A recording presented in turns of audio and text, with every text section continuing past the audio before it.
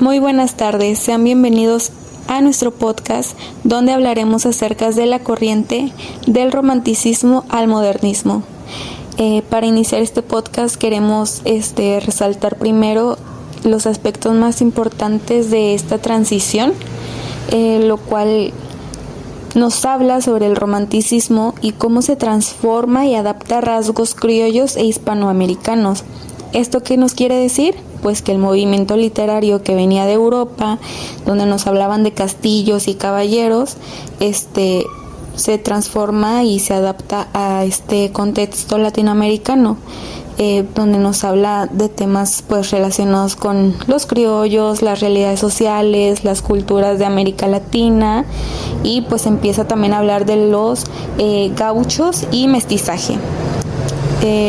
Quiero resaltar primero que nada dos autores que más adelante se va a hablar un poco más acerca de ellos, y son estos dos autores que me llaman la atención y creo que en sus libros, en sus obras reflejan muy bien de esta transición, ¿verdad? El primero es José Hernández, que fue un autor argentino, y pues él fue un ícono de la poesía gauchesca y la literatura criolla. Y después tenemos a Juan Zorrilla de San Martín, que fue un autor uruguayo que a través de su obra Tabaré, que es un poema épico lírico, pues nos habla sobre el mestizaje y pues anticipa los elementos modernistas. Y pues ya por último de estos aspectos también quiero resaltar pues las corrientes literarias, que como mencioné anteriormente pues fue la poesía gauchesca, que habla sobre la vida rural y la lucha contra las injusticias, que también lo transformaron a teatro. Y pues algo que me llamó mucho la atención fue que en esta corriente, en esta época por así decirlo, se también inició lo que es el ensayo literario, y pues lo usaban más que nada como una herramienta de crítica social y política. Retomando a los intelectuales de esta corriente, tenemos como principal poeta a Juan Zorrilla de San Martín, nacido en Uruguay en 1855. A pesar de ser anacrónico a la corriente, logró dar expresión netamente hispanoamericana a un tema, el mestizaje, con su poema Tabaré, poema épico lírico que crea un héroe melancólico, de psicología ambivalente y en el que se intercalan en la narración fragmentos líricos en los cuales se encuentran imágenes que parecen modernistas. Por su parte, en la narrativa tenemos a Alberto Blesgana, nacido en Chile en 1830.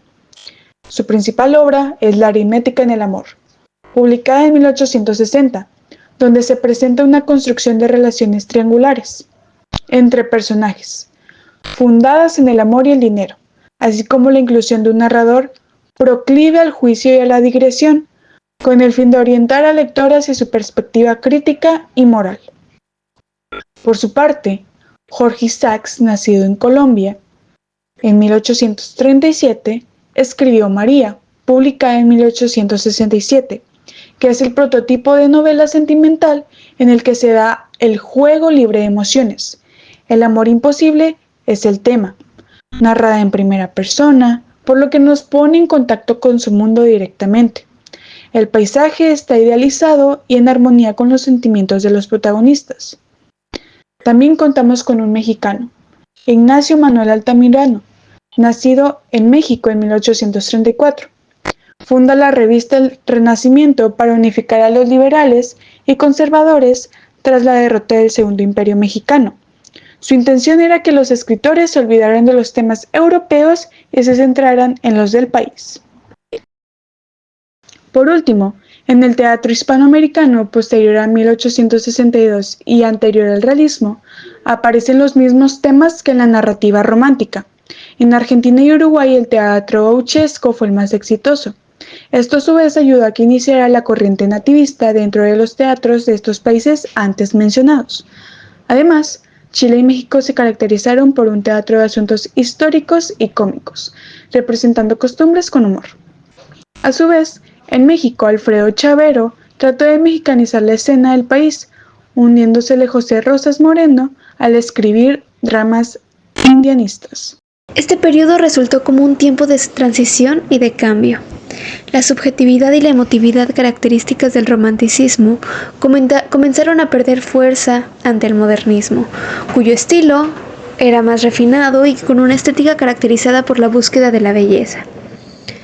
Una de las obras más importantes fue Azul, del escritor nicaragüense Rubén Darío, siendo considerado como el manifiesto modernista, marcando así un punto de inflexión en la literatura hispanoamericana con una estética más objetiva y reflexiva.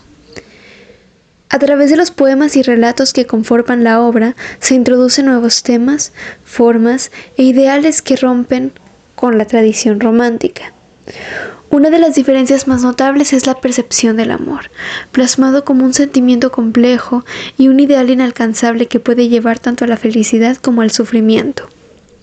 Él retrata a la mujer amada como una idealización asociada a la naturaleza y a lo onírico, describiendo una distancia física y emocional entre ambos como un retrato de la imposibilidad de alcanzar la perfección.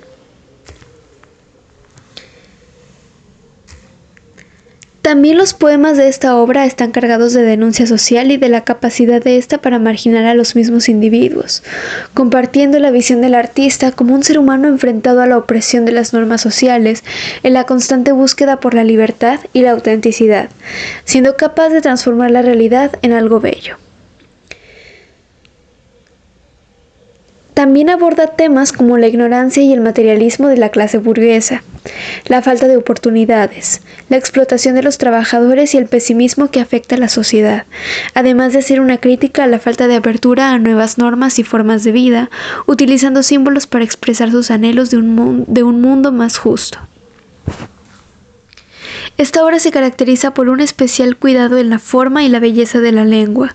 Como parte de esta búsqueda se encuentra el uso de símbolos y metáforas como influencia de la poesía francesa y la tradición española, al igual que añade la presencia de personajes mitológicos como ninfas y faunos para aportar fantasía y exotismo a la narrativa.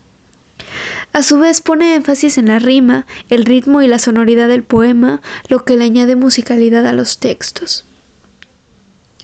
Por último, cabe destacar que el color azul resulta un elemento clave que simboliza el ensueño, la belleza, la serenidad y la inspiración artística, evocando una sensación de calma que al mismo tiempo puede asociarse a la energía y a la vida. Este color aparece en las descripciones de los escenarios, de personajes y de situaciones. En la obra se hace una mención recurrente a un pájaro azul como la representación de la búsqueda por la libertad y la felicidad. El color azul termina por ser un reflejo de la visión del mundo de Rubén Darío. El simbolismo en los colores es algo que ya había sido utilizado en el romanticismo, y el color azul era comúnmente utilizado por pintores y poetas, quienes le habían otorgado valores y atributos. La mezcla de todos aquellos elementos le brinda genialidad a la obra, posicionándola como una de las imprescindibles y de las más importantes obras nacidas en América Latina. A modo de cierre, me gustaría retomar algunos aportes que surgen en el desarrollo de la cultura en el periodo de transición entre el romanticismo al modernismo, aquí en el territorio hispanoamericano. Pues recordemos que estos no son puramente corrientes literarias, sino también movimientos culturales. Uno de estos aportes puede ser evidente, es el afianzamiento de una identidad cultural propia, pues en el romanticismo se impulsó el interés por lo nacional, lo indígena y lo popular. Los escritores comenzaron a retratar los paisajes, a los personajes y a aquellos conflictos sociales tan característicos de Hispanoamérica. En el modernismo pudimos ver, incluso aunque viene esta corriente con cierta inspiración cosmopolita, una elevación del arte y la literatura hispanoamericana a un nivel mucho más universal, sin dejar de lado, claro, las raíces locales. Gracias a esa transición surgió una conciencia cultural latinoamericana, combinando lo autóctono con influencias extranjeras de manera muy creativa. Otro aporte es, claro, la innovación estética y las literarias, pues en el romanticismo se introdujo la emotividad, la subjetividad y la exaltación del yo en contraposición con pues el renacimiento de aquella época, ¿no? Con un pensamiento mucho más racional y evadiendo la emotividad que tanto caracteriza al romanticismo, lo que permitió pues explorar temas mucho más personales, pasionales y por supuesto sociales. Y en el modernismo se encabezado por figuras como Rubén Darío, que mencionaba mi compañera, rompieron con las formas tradicionales y propuso una renovación del lenguaje literario, incorporando así la musicalidad, los simbolismos, una sensualidad y una estética muy refinada. Esto pues elevó el nivel artístico de la literatura en Hispanoamérica, influyendo en escritores posteriores. Claro, también destaca por supuesto la crítica social y política, pues es durante el romanticismo que muchos autores expresaron inquietudes sobre la libertad, la justicia, la democracia y la independencia, por supuesto, de los pueblos latinoamericanos, reflejando las luchas de aquella época. En el modernismo, aunque más centrado en lo estético, también hubo una reflexión sobre el papel del artista en una sociedad en crisis, cuestionando el materialismo y la pérdida de los valores.